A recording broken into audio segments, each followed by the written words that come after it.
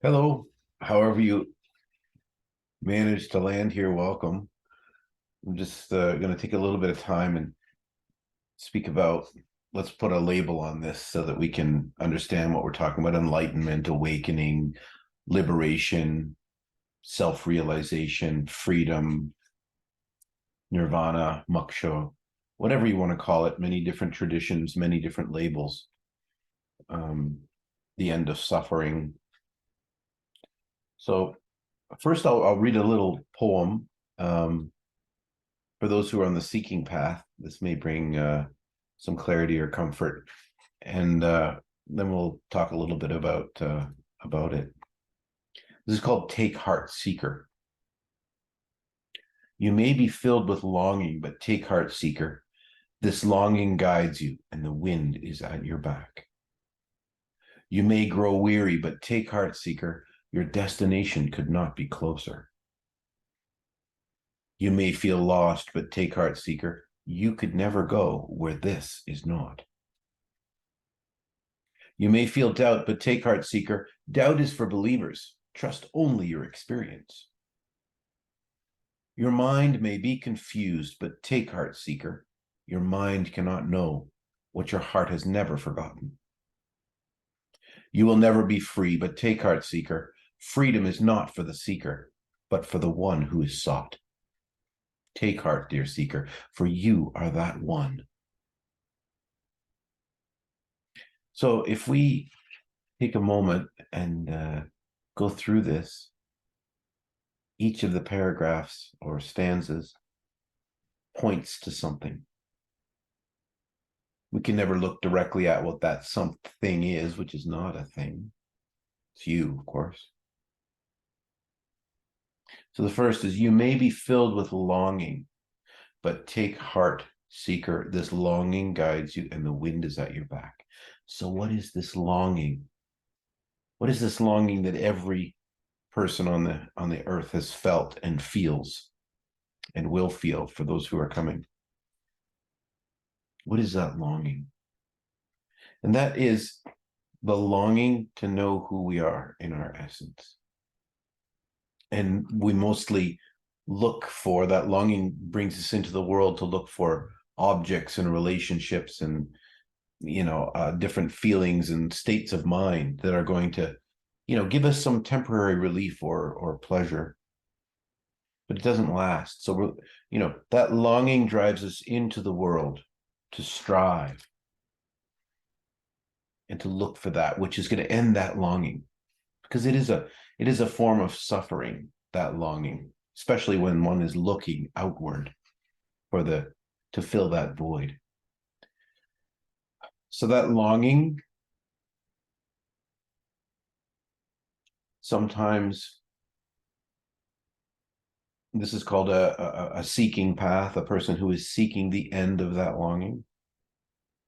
And really what they're seeking, what will bring that longing to an end, is to discover that which they can rely on 100% all the time. And that is to know who and what you are in your essence. So that's what starts this quest, is that longing. There must be something more. Is this my life?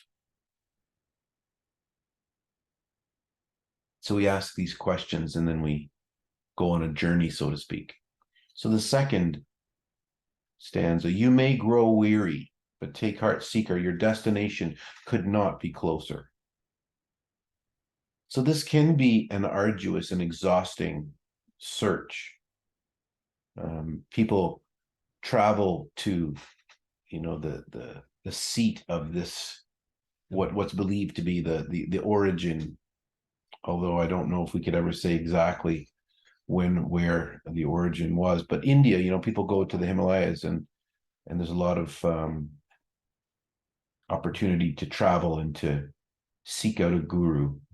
Of course, there are many other places in the world where these apparent gurus exist, but they spend a lot of money, a lot of time.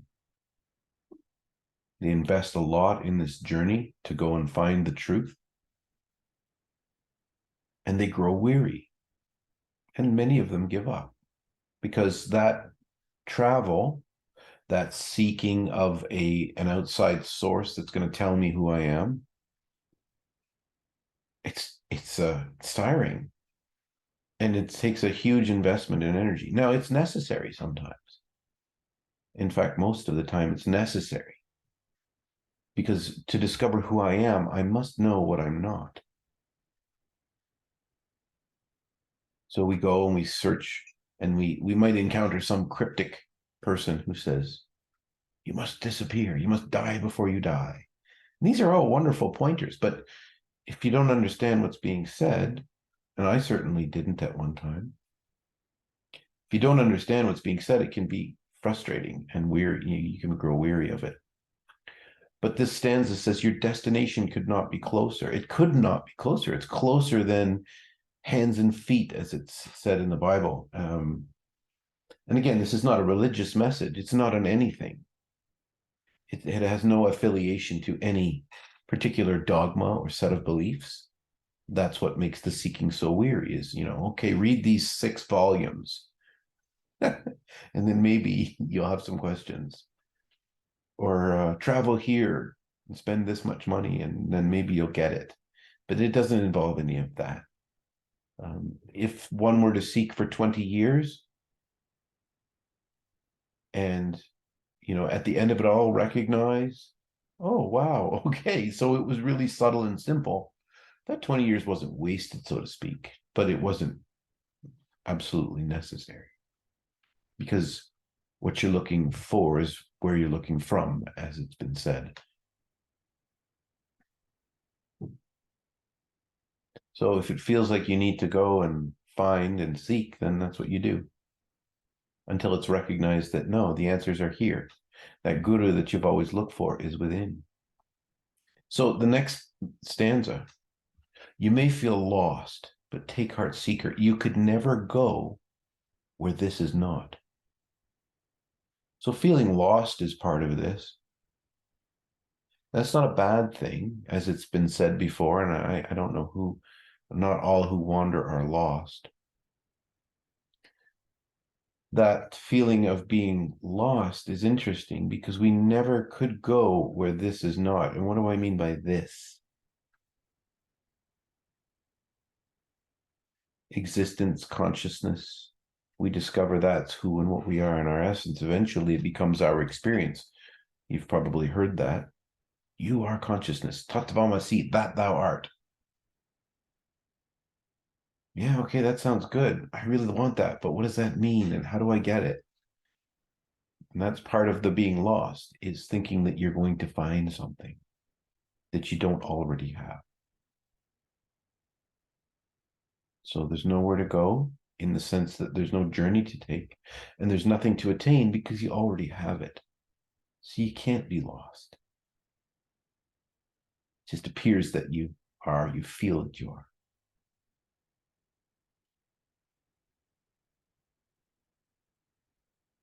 I think John Kabat-Zinn has a book, Wherever You Go, There You Are. And I always thought that was cute. Now I understand it's true. You're not in the body. The body is in you.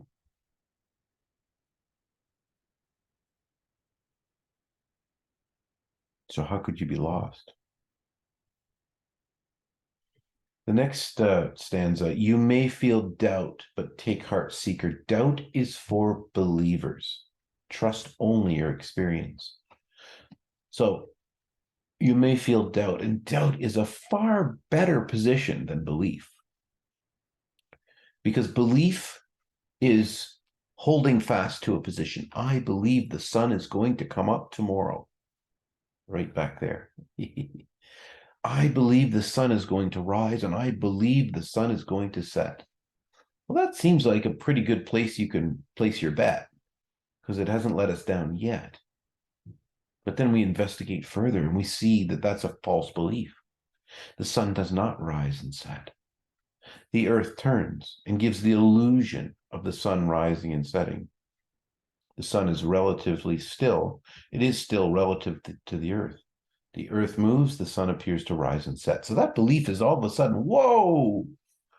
And if 1,000 people tell you that fire is cold, and you believe that, and you put your hand in the fire for the first time and you burn yourself, all doubt is gone. You know what fire is. Now it's hot. You believed it was cold because you were told. So belief is really an opinion without investigation. Someone says this is the case, and you say, oh, okay, and you believe it. So doubt is for believers. In order to have belief, the other side of the coin is doubt. Because you haven't investigated and found out for certain if it's true or not. So this seeking path doesn't involve belief. At the beginning, you must have a little bit of faith that what's being spoken of here is possible, that it might be true. And if you feel that, then that's the beginning. And it's not you that's seeking at a certain point. You recognize that what you're seeking has been looking for you all along. So doubt is for believers. Trust only your experience.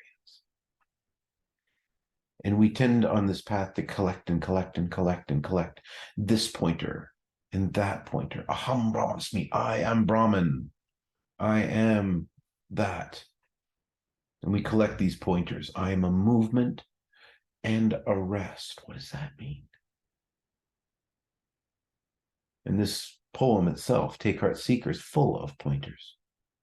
We collect them. We say, okay, I am tired, but my destination cannot be closer. Until that becomes your experience, it's just a belief, but that's okay. We've got to start somewhere. The next stanza says, your mind may be confused, but take heart, seeker. Your mind cannot know what your heart has never forgotten. So we investigate, and our mind becomes confused. We read Nisargadatta and we listen to the teachings of Ramana Maharshi, and it sounds like cryptic. Even my mom gave me a copy of The Power of Now when I was in my 20s. And I said to my mom jokingly, why did you give me a book written in a foreign language? She laughed and she said, oh, you don't understand yet, but maybe you will at some point. I wasn't ready to hear it yet. I wasn't ready to hear the alternative to what most of us believe, and that is happiness is to be found in the world, that I am an entity in a body that was born and will die. These are beliefs. And they confuse the mind. These pointers confuse the mind. You hear Zen, a Zen koan. What is the sound of one hand clapping? It will never give you a phenomenal answer. It will never give you an answer the mind can understand. What was your true face before you were born? Another koan, another riddle. And these are designed to stop your mind. They're designed to confound the mind, because this discovery cannot be made using the intellect or the mind. The intellect is useful to understand what's being spoken of here from a framework perspective of putting all the pieces together, saying, okay, this is really what you're saying. Yes, this is what's being said. Okay. And then the mind has to be left behind at some point. And this recognition of who and what I am is prior to mind. The mind is contained within that. If you imagine Russian nesting dolls, I think Matrushka they're called. The tiniest doll in the center is that me and that mind, and it can't know the next level up. And ultimately, it doesn't know that it's contained within. It can't see its own limits. It lives in duality, subject and object. So this is confusing. Even that, I'm the subject and this coffee cup is the object. Even that at the beginning to me was like, okay, so what? So confusion is fine. It's far better than certainty, because certainty is like standing on the rug of truth, which will eventually give you a tug and you'll fall down. Certainty, nothing is certain in the way that we think. The only thing that we can rely on is who and what we are. So confusion is fine. And eventually that, in spiritual terms, it's called ignorance. Not that kind of rude ignorance, but just the not knowing. Not knowing is fine. Confusion is fine. Because clarity comes through listening and watching, through investigation, through meditation. Other paths include devotion, selfless service. But this path is the direct path, the path of knowledge, jnana. So in the next stanza, you will never be free, but take heart, seeker. Freedom is not for the seeker, but for the one who is sought. So I'll never be free? The mind can't know this. So as long as one believes that they are an entity called Walter, who was born at this time and has probably about this many years if he's lucky, that one, if I believe that I'm that one, then I'll live in this world of duality and I won't recognize what I am. So that one will never be free. But that's not who freedom is for. Freedom is for the one who is sought. And who is the one who is sought? That's you. And to recognize, in the poem, the word one is capitalized. There is one awareness, one consciousness, which we share. It's streaming through this expression called Walter, and there are some ears that are hearing the same words, but the one who's speaking and the one who's hearing are the same one. And again, this is not for your mind to ever grok or understand. It's for, again, it's not something you're going to collect and put on a shelf and say, I got it. It would be more likely to just leave a blank space on the shelf and say, I lost it. Woohoo. And freedom, yes, freedom is not for the person, it's from the person. So the last part of the poem, take heart, dear seeker, for you are that one. Tatvamasi, that thou art. So this one poem contains a lot of valuable pointers.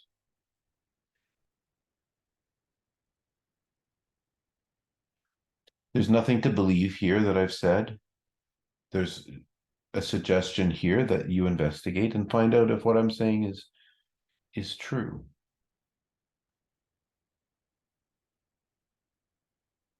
And invariably the question arises, and it's how? How do I do it?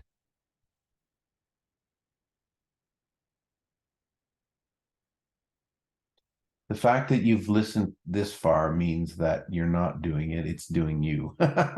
It's what you're looking for is where you're looking from. What you're looking for is looking for you. It's happening. You're curious, and that's the start. And so you watch and you listen, you read, maybe you meditate, and there's ways to gain stability from the compulsion of the mind to want to go out to the world again. Oh, this is boring. You know what? This guy's been talking long enough. I got things to do. I got places to be. If you can overcome that compulsion and become still and quiet, then that compulsiveness will die down. And the thoughts won't stop. That's not the point. The thoughts bubble up. We just don't dance when they come over and say, hey, do you want to dance? Because they will always lead. We can say, oh, no, thanks. Don't engage with them. And if we remain watching the thoughts, then the mind starts to calm down and the investigation starts to take place into who and what we are. When the mind thins, it's called a veil a lot of the times, the cloud cover obscuring the sun of what we are. When that begins to thin, then that light of awareness that we are, that clear light of awareness, shines through more brightly. We start to see the world in a different way because that cloud cover, that lens is being removed. So if it feels like meditation is helpful, then sit quietly and start slowly. If you're not an advanced or an experienced meditator, start with 5 minutes of eyes closed and just watch what's happening. Just observe what's happening. And if you find yourself in a story, don't think that's a failure. Oh, I got lost again. And if your mind is very busy, don't think that's a failure. No, it's always a victory to recognize that's what's happening. And the more you're aware of it, the more that you recognize that this is happening, the less it tends to happen. And eventually, there's a stability where an investigation can now start to take place. Okay, all right, I am feeling more calm. I am feeling less like the mind is directing me, pulling me all over the place. And eventually we start to really watch how we are describing what's happening. And it's really important to recognize that ego is the sense that it's happening to me.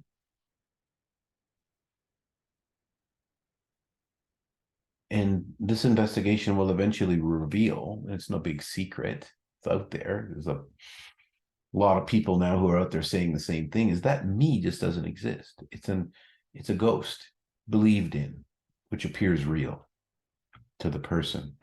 The ghost appears real to itself. So there's a sense of doership, saying, oh, I did that.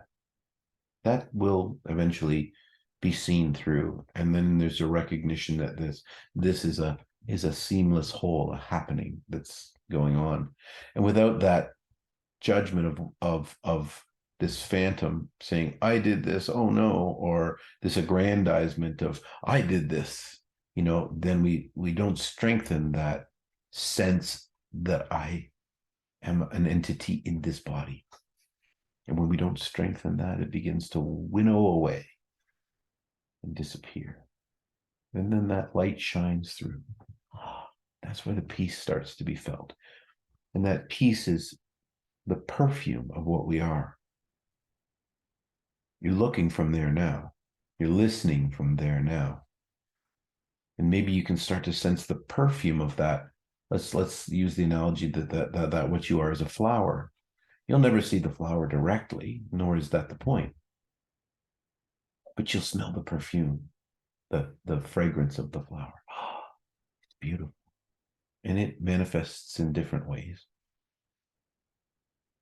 Peace, joy, contentment, bliss at sometimes. Equanimity. The highs and the lows disappear.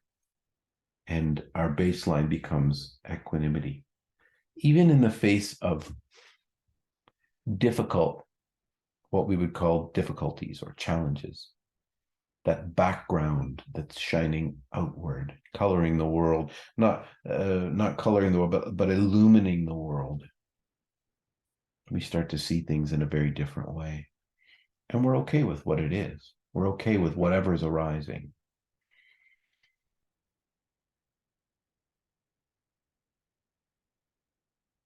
I didn't plan to do this today. I sat down maybe thinking I was going to write a poem, but here I am, allowing whatever it is, the energy to move in whatever way it wants to move. Feels good. Freedom.